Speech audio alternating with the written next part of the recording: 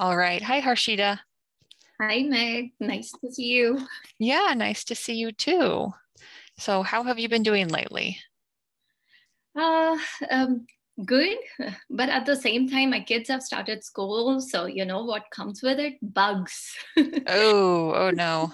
Yeah, so past week has been a little challenging with kids, but they're in school right now, and next week we start fall break. So yeah, I'm in a good place right now. Oh, good. Yeah, that'll be fun to have some time with the family again. Yes, yes, absolutely. How are you doing, Meg? Yeah, I'm doing great.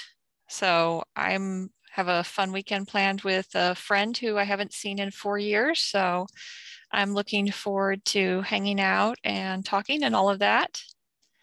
Excellent, excellent. Nothing beats time with friends, right? Yes, yeah, that's always good. Absolutely.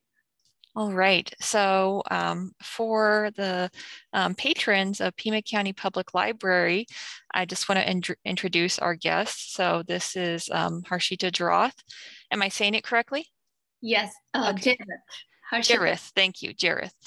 Harshita Jerath, and she is a up and coming children's book author, and we are doing an interview with her for the Pima County Public Library. So without further ado, Harshita, can you tell us a little bit about yourself? Yay. Thank you so much, Meg and Pima County Library for this opportunity. I'm super excited to be here. So my name is Harshita and I was born and raised in India. I moved to the US after my marriage and I have two wonderful boys, 10 and 12, and we live in sunny Scottsdale, Arizona. So that's a bit about me in a nutshell. Yes. Thank you. Yeah. No. Yeah, it's good to see you. And yep, how is Scottsdale? Just so we are Tucson, Pima County, so we're in the southern part of the state. You're a little bit more northern than us. So how are things right now there? Beautiful, gorgeous fall weather, sunny. It's amazing. This is the best time to be here, I would say. Yes, yeah, no, it's very nice that fall is starting again. Yes, can't wait. All right, and can you tell us what kind of children's literature that you write? I am mostly drawn towards writing picture books, fictional picture books, pulling from my growing up memories in India. And I've been very fortunate because I get another perspective from my children who are growing up in the US. So I feel my books have a blend of both the worlds. And I'm also dabbling a little bit in longer books now, chapter books. Oh, nice. And we will be seeing some of those chapter books at some point in the future then? Some point in the future, still Some in point. works. All right, very good. So, can you tell us about your new book, which I can see the cover of that book, which looks beautiful right behind you. Yes, So, The Leaping Laddoo.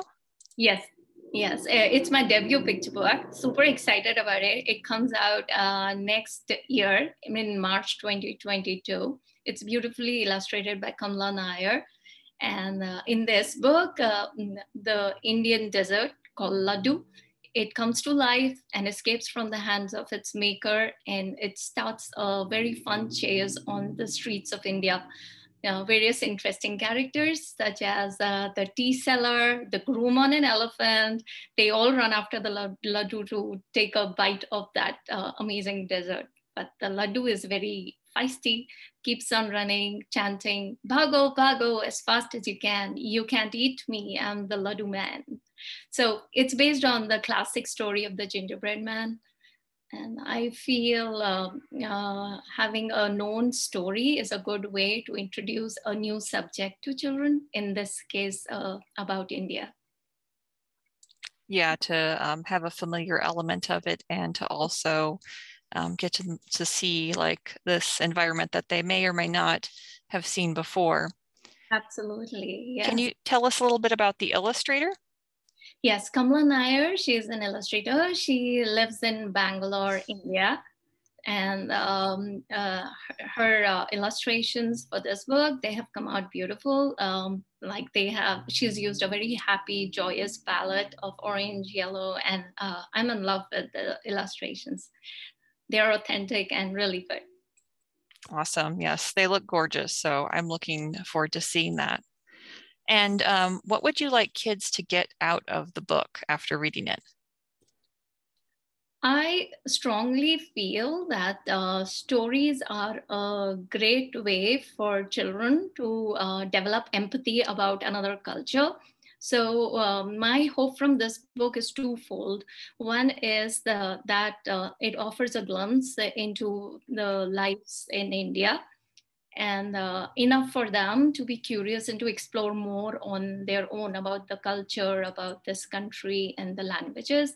And secondly, I hope that this book offers a representation for Indian children. They are able to see themselves in the pages as they flip through this book in the familiar setting. So those are my two. And finally, of course, just the pure joy of reading a book. That's great. Yes, no, it's definitely worthwhile to have children to be able to empathize and see themselves in a character in a book.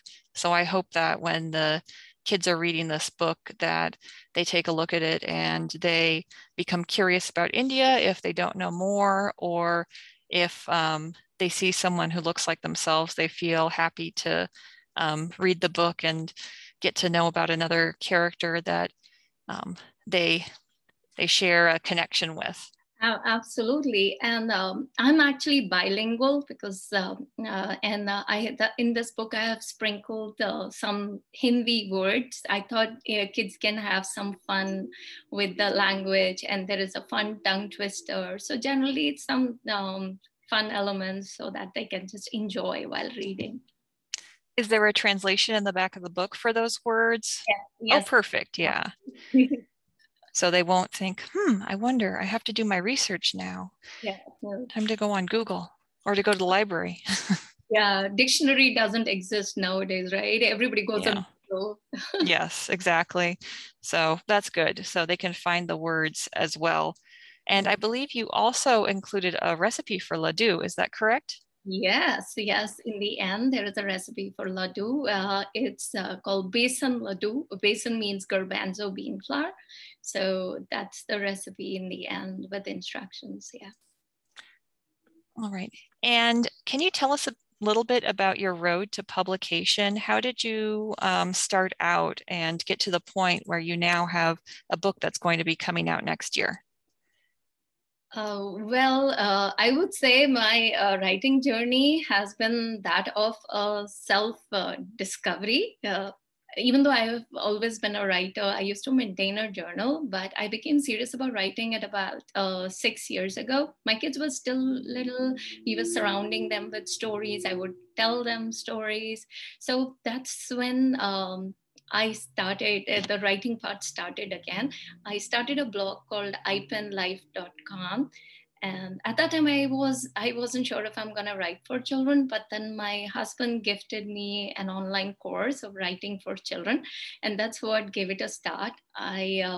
After that, I just started following the cues. I became interested in this area, in this genre. Then I became a member of CBWI organization, and I just felt very comfortable where I was in this, just completely at ease in this area. And sorry, for those who don't know, can you explain what SCBWI is? SCBWI is an international organization for children's book writing and illustrators. And it stands for the Society of Children's Book Writers and Illustrators. Is that correct? Yes. Yes. Okay, thank you. Yes. So it gave me a very good start, SCBWI, and I'm still a member of SCBWI. I formed critique groups. I became part of the groups. I felt that I belonged to a community after that. I wasn't alone. So it was really nice. And then from there on, I found out that if I'm serious, I need to have an agent. Until then, I didn't know anything about it. So I need to have an agent. Then that was the next step. It's called querying. I started submitting my applications with my manuscripts to different agents in order to get an agent. And I made a spreadsheet, a really cool spreadsheet, but it was all red with rejections. So I did that, and after some time I became slightly low, kind of. So again, during a discussion with my husband, he's been very supportive of this journey. So he told me that try getting 100 rejections, and then you can deserve to be sad. So I mean, that was a big change for me. It was a turning point, because after that I became very fearless, Meg. I started applying for different mentorship programs. I participated in Twitter pitches, contests, and then there were some yellows in my spreadsheet. And after some time, there was a green. That's when I found my agent. Her name is Beth Marshall. So, with her, I have another book coming out that's going to come out in 23. It's not yet been announced. All right. Well, we will look forward to that. And your agent, so what is her agency that she is represented by? Ladoo. She's the owner of Ladoo Literary Agency. Ah, okay. Yeah. And what is the publisher for Leaping Laddoo? It's called Albert Whitman. Albert Whitman. Okay. So yeah, we can take a look for it there. Absolutely. Thank you. Yeah. And so what are some of your favorite children's literature titles that you have either read to your kids or that have inspired you? Yeah, one thing that comes to mind anytime anyone asks me that what's my favorite is Brown Bear, Brown Bear. Because with 2 kids, I remember I had to buy 2 copies. It was so good. Like, it's a board book, and I'll read it out. It's by Bill Martin, and Eric Carle did the illustrations. It was beautiful. Another of my favorite is a verse novel, Inside Out and Back Again by Tana Lai. Have you read that? It's beautiful. It's a journey of a young girl. She flees the Vietnam War, and it's beautifully written. I generally don't like to read books again, but this one is like, I want to read again and again. It's so good. Then there's a picture book, Each Kindness by Jacqueline Woodson. It makes me cry, and it has left a like, it has inspired me. I hope it inspires many kids to be kind. Then there is a book, The Bridge Home. Mm-hmm. I would say it's an early middle grade, I would say, by Padma Venkatraman. It's about a survival story of homeless children. So very important to see that perspective as well. Absolutely, it's gorgeous. It's like window into a different, completely different world. So that was, and then Rickshaw Girl by Mitali Perkins. Mm-hmm. It's about a story of a Bangladeshi girl. She disguises herself as a boy in order to keep the family afloat. Very interesting. I think a movie is coming out on this. Oh, interesting. Would you say it's very pertinent to today's world, or have things changed more? I don't know about Bangladesh that much, but I would say definitely things have changed quite a bit just around this world for girls. Mm-hmm. So yeah, so it's a great book. Oh, good. Yes. So we will have it so that our listeners and readers can check that out. Absolutely. As well. Absolutely. And we are seeing a lot more picture books about like East Asian and like Southeast Asian and Indian, Sri Lankan, yes, I'm so Bangladesh. Yes, yeah. Seeing more and more. So it's really nice. I remember when I was growing up, I was in India, but at that time I don't recall any picture books. I remember just flipping through some when I was older, reading through some magazines and the only picture books I remember at that time was my aunt who sent it from US. It was, I had that Goldilocks and the Three Bears. And yeah, so nothing else. I'm so happy to see that things are changing. There are new books addressing different cultures. They are coming out. I know even in the 90s when I was growing up, I know there were some, but there wasn't as much diverse material. So it is very good to see more of that coming out. I still remember with the American Girls dolls, how the first ones were like the Samantha, the brunette one, and Felicity, the redhead, which of course that was the one I got because I have red hair. But and Molly, also brunette. And then as I was growing up, they got Josefina, the girl from New Mexico, and many more as well. And Addie was one of the first ones too, who was a former slave. So yeah, just to see that more of that growing. And then as they got to like the mystery series too, they had like an Ojibwa girl and just a much more diverse population that showed many more lived experiences. So it is great to see how things have progressed with time. Absolutely. So it's an evidence that a shift is happening. Yes, and it's a shift in the right direction. Yes. So what are you currently reading? Currently, I have some books on my table. I'm going to show it to this one is my favorite, Too Small Tola.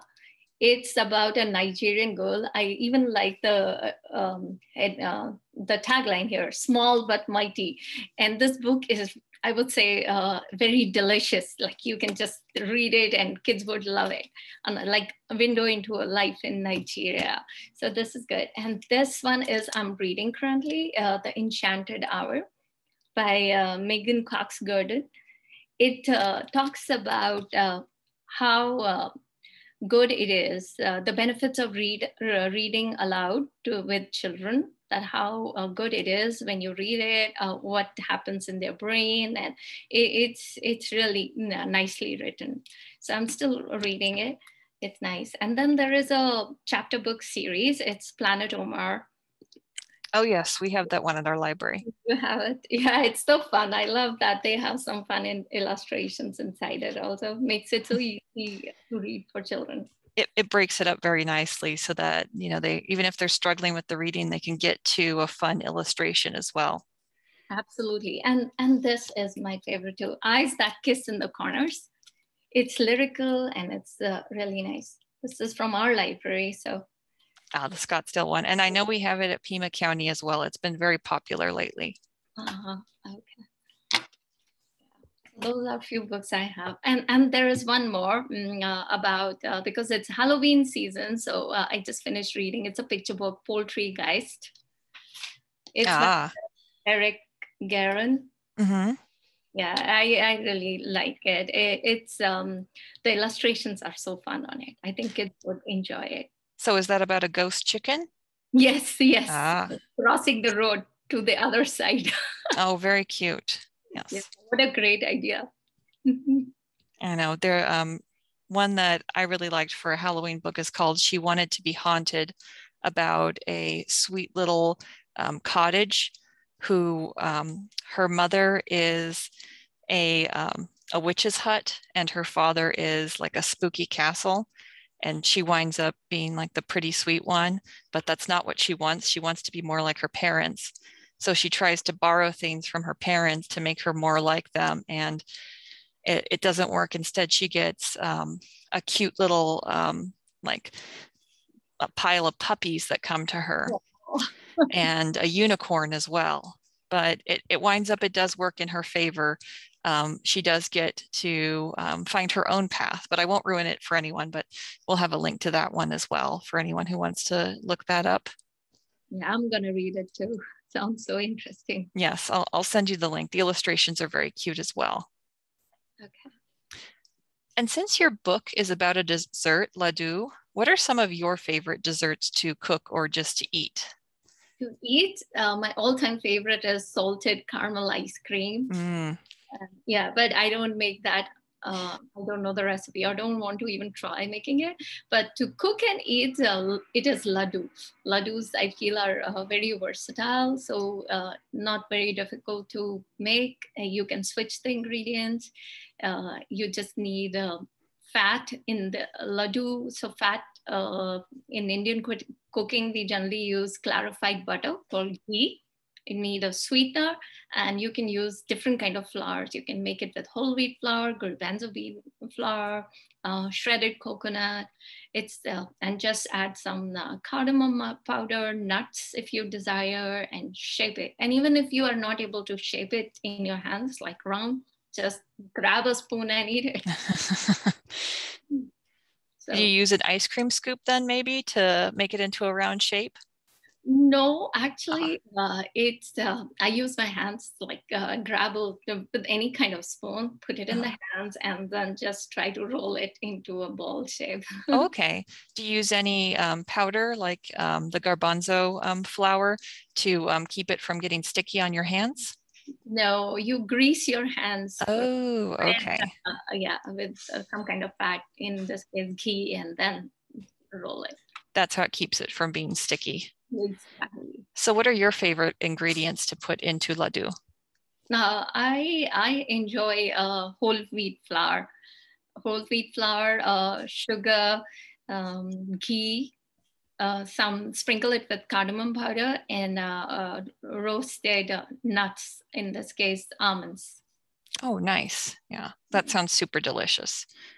And I am sure that anyone who's listening to this will want to be making their own now and trying it out for themselves. So thank you for the secret about putting the fat on your hands to make sure it doesn't stick. Yes. The key to the process. Yeah. And do you have any cookbook or blog recommendations for cooking? Yeah. No cookbooks, but definitely there are two websites that I often refer whenever I need any inspiration or want to try new recipes.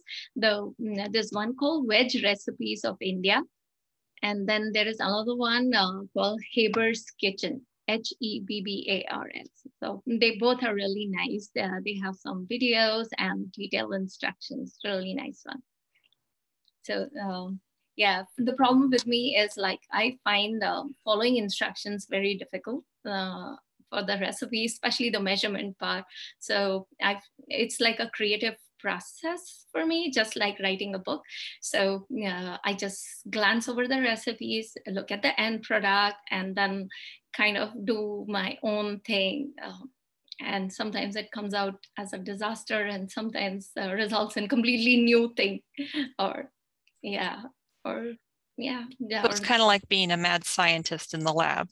Oh yes, yes. I find cooking very meditative. Actually, I've realized that a lot of my book ideas come to me while I'm cooking. I have a notepad there. The Leaping Laddoo idea came to me Oh. as I was cooking. So I quickly noted down. I was making ladoo for my son's birthday. And that's when it occurred to me, what if this ladoo slips out of my hand? That's when it sounds kind of weird, but that's how. And I opened the drawer, there's a notepad there. I quickly wrote the idea. So yeah, from there to now implementation, from idea to implementation. Do you carry a notepad with you always then these days? I have a small notepad in my bag. Yes. That's great. I have just my app on my phone, little notes app, and I'm like, I have an amazing idea and just like jot it down. But sometimes it's even better to just have a physical thing with you and to write it down. Yes. Because then you know where all of it is. Exactly. But I use the phone app too, the notepad on the phone too. And sometimes I just record it on phone. Oh, that's a good idea too, just with their voice. Exactly. Yeah. So that it doesn't get lost. All right. Yep. Good idea. Well, thank you for meeting with me, Harshita. Is there any parting words that you have for the patrons of Pima County Public Library?